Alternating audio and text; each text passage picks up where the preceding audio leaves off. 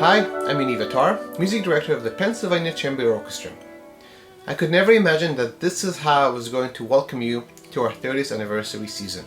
But here we are in COVID life. This fall season will be completely online in order to keep our musicians and you safe at home. Last season was so incredible to us, especially since our move to the new recital hall at the School of Music. So for this fall, we would like to welcome you to our online concert series PCO Presents, where we will bring you highlights from some of the most incredible musical moments from last season. We cannot wait until we can be back on stage to share music with you all. But until then, please join us for these Sunday performances.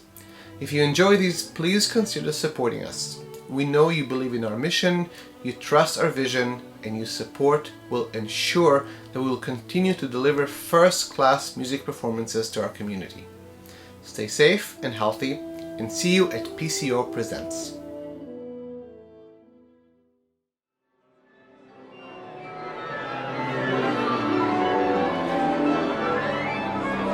Hi everyone, I'm thrilled to have James Lyon with me. He is the professor of music and violin at the School of Music at Penn State and also the concertmaster of the Pennsylvania Chamber Orchestra. Thanks for joining me, Jim. Oh, it's a great pleasure. Thank you. So the concert that we will show our audience today will be the first concert of this past season where we played at the School of Music, and you were the soloist for the Lark Ascending by Vaughan Williams. And was this your first time performing on the stage of the new recital hall? No, I'd done a recital with piano there previously, but a completely different experience to play, is soloist with orchestra. And to my mind and to my ears, that setting is absolutely perfect for the piece that we did together, the Vaughan Williams. So do you have any history with this piece? Have you played it before or studied it before or always wanted to play it? I don't really, I've never actually asked you that when we programmed this, Right. Yeah. piece. No, I had played it, I think twice before actually, and but it'd been quite a long time, and never in as lovely a setting, nor with as good an orchestra as the PCO. So that was a real treat. I played it with the youth orchestra here locally years ago at Mountain Nittany Middle School, and that's fine, but it's not like our recital hall. And then I played it with a small community orchestra down in Maryland many years ago. But this was the first time to really do what I felt would be, and I think turned out to be, a really, really high-end job with it. Yeah. So do you remember the first time you ever came across the music and how it made you feel, what attracted you to Vaughan Williams' lovely tone poem, if you would wish? I think it's a piece that many people could probably identify with right now. It's kind of like, it takes you to another place and maybe another time, maybe a simpler time. I feel like in a way it's Vaughan Williams' reaction to what was going on in the world for him. He wrote it in 1914 as World War I was coming on and the British troops were getting ready. They were training. They were getting ready to enter the fray, and so I think this was his way of kind of just going someplace else. Kind of saying, no, that's not the kind of world I want to live in. I want to live in a different place, and creating a reality, from a musical reality, from the fantasy that maybe was in his mind. Isn't it crazy how something that's written over 100 years ago is still so relevant to us today? Oh, absolutely. That's incredible. I'm curious as a violinist, because I see this piece programmed a lot, and different concertos have different challenges technically and musically. What do you find are the technical or musical challenges that are specific to the Lark Ascending? Yeah, well, one thing that first comes to mind, and maybe isn't totally specific to it, but it's like, I think it's the kind of piece that you don't want it to sound hard. You don't want it to sound hard. I can tell you didn't make it sound hard. So Good, but it's one of those things where you kind of want to not leave your trace in a way. You want it to seem easy, you want it to seem inevitable, something that I'm always envious of Itzhak Perlman for. He makes every piece seem easy. He makes every piece seem like, of course, that's the way it goes. But I think what's difficult in this piece, there are two things. There, the way it sweeps around the violin when he's trying to imitate the bird in flight, and that crosses a lot of strings, and it involves a lot of shifts, which you don't want to be audible to the listener. You want it to just be one seamless gesture instead of a series of motions. And then because of the sound world that Vaughan Williams is living in with this piece, there are a lot of perfect intervals, perfect fifths particularly, that are just fiendishly difficult to get in tune on the violin. Uh-huh. I don't even know, was he a violinist? He was a violinist when he was young. I don't know how good he got to be, but that was his preferred instrument as a youth. I was wondering how idiomatic it is for the instrument, but from what you're saying, not always.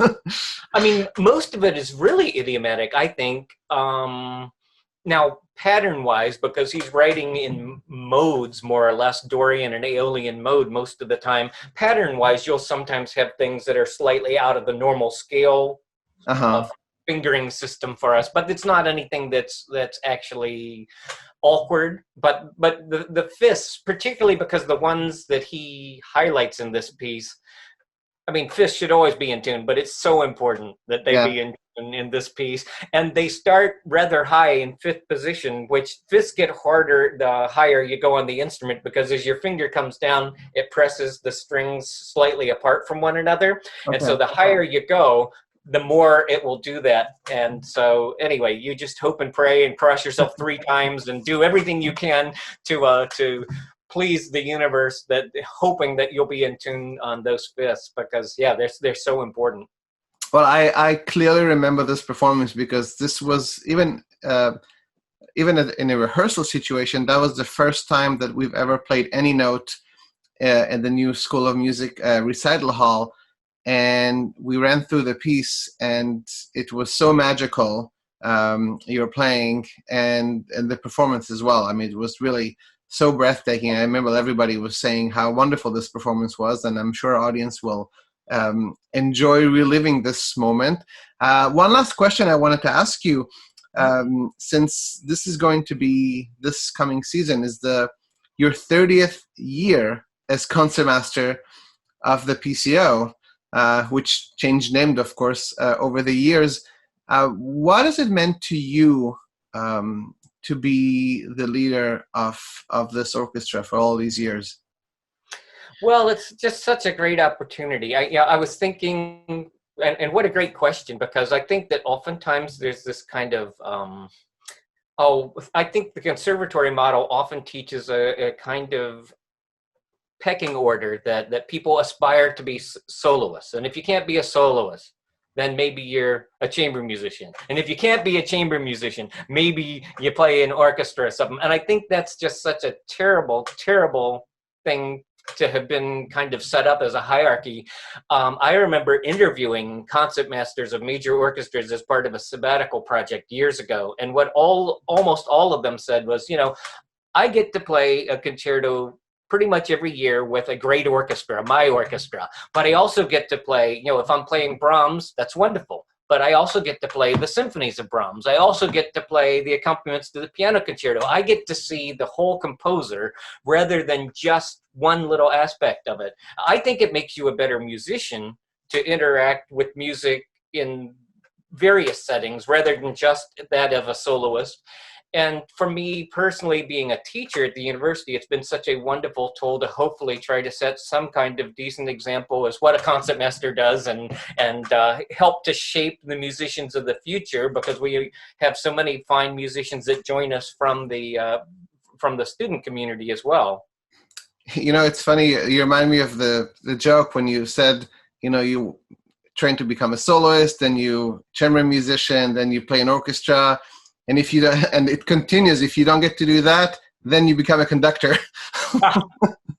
which is just crazy, right? Because of course, as a conductor, you're responsible for thinking all of the music all of the time. So I really, this in this really difficult year for everybody, especially in the performing arts, all I can say is that I hope that the next time we see each other is in person, and that we Yeah. can make music together, and hear your beautiful playing again. Thank you so much for this conversation, Jim, and I hope to see you soon. I hope to see you two also very soon, Yaniv. Thank you.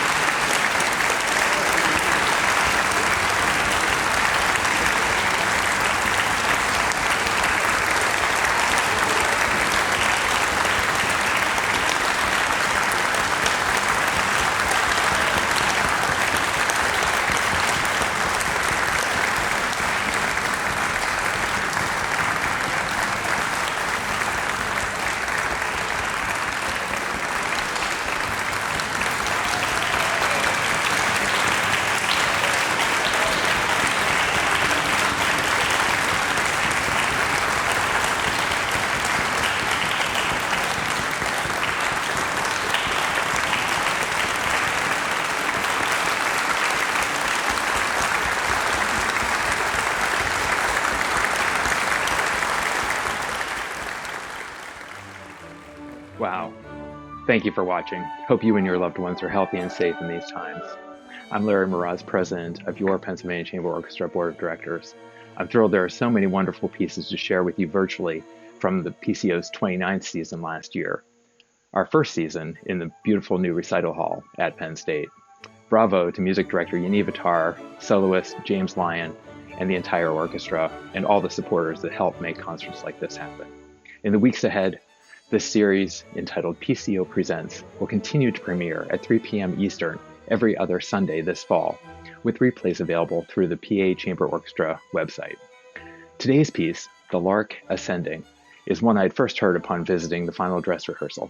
Ironically, I was to attend a funeral later that day for a dear friend Chuck, who had been my Sunday school teacher when I was just 10 years old. Needless to say, this piece will always have a special place in my heart. If you enjoyed this, you can help PCO by sharing this link and other posts with your friends and family. I also hope you'll join me in making a financial gift of support today. Every donation, no matter the size, will help as the PCO continues to plan for when conditions will once again permit our talented musicians to perform for you live, as well as others, as part of a live audience here in our community. To make a gift or consider orchestra sponsorship, visit pachamberorchestra.org/support. Thank you for your consideration, as well as your continued interest and support of the Pennsylvania Chamber Orchestra. We wouldn't be here without you. We look forward to seeing you again soon. Take care.